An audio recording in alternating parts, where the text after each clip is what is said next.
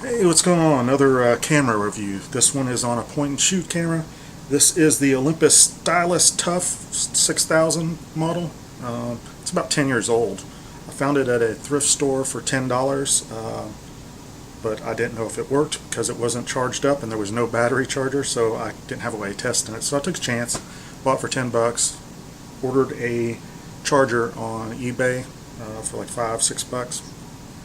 Charge up the battery, it works great. Anyway, let's set it down and take a look at it, and I'll go over all the features. Nice little camera. All right, here it is, the Olympus Stylus Tough. This is the 6000 model, 10 megapixels, came out about 10 years ago. All the manufacturers kind of have these tough cameras like this that are waterproof and shockproof. That's what this is. This one is shockproof.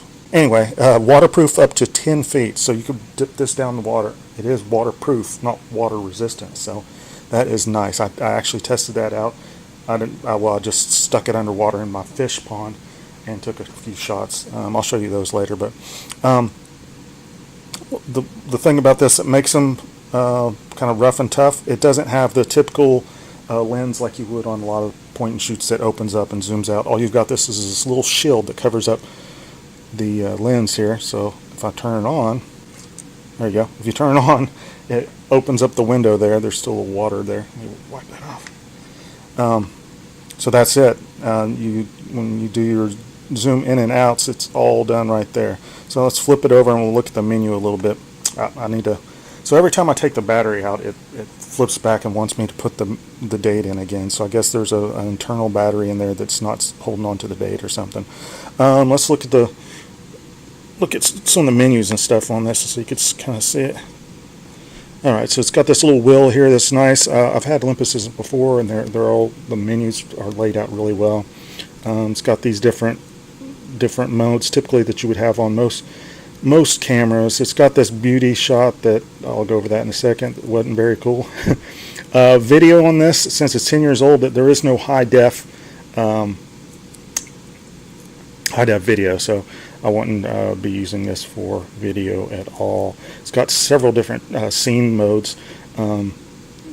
Most cameras have different scene modes, but Olympus always has a few extra, so you've got a ton in here to play and mess around with. Really nice. You see there. And I like how it kind of gives you examples of what you might be shooting with a scene or whatnot, so to kind of help you out if you're new to photography. It does have this feature that's kind of unique. This isn't a touch screen, but you could tap on the sides and set it up, and you could flip through different modes just by tapping, which is kind of neat.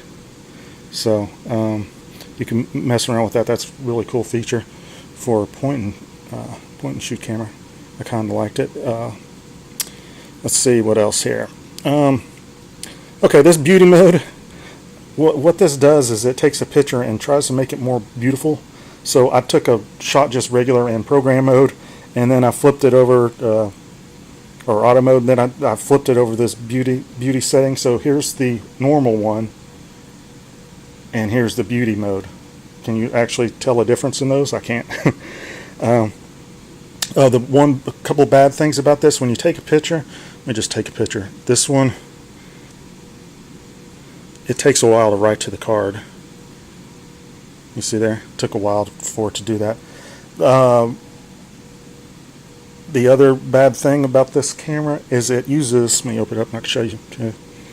It uses Olympus's, this is 10 years old, so it uses when they tried to make their own SD card, so it uses these XD cards, which I have a 52 input card reader somewhere when they were doing the SD card wars, but I couldn't find it. But I had a plug, so it works here too. You can just plug it into your computer, but this plug is a different kind of plug. I don't know if you can see it.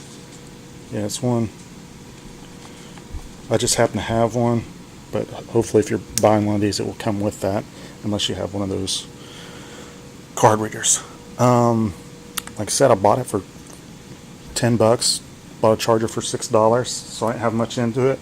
I was going to flip it and sell it for 40 or 50 bucks on eBay, but I let my daughter take it out, and you can see with some of these pictures she took on the hike and stuff, and she had a lot of fun with it. And I asked her if she wanted to keep it, and she said yeah, she really liked it. So I'm gonna just let her have it and let her start her photography journey, I guess.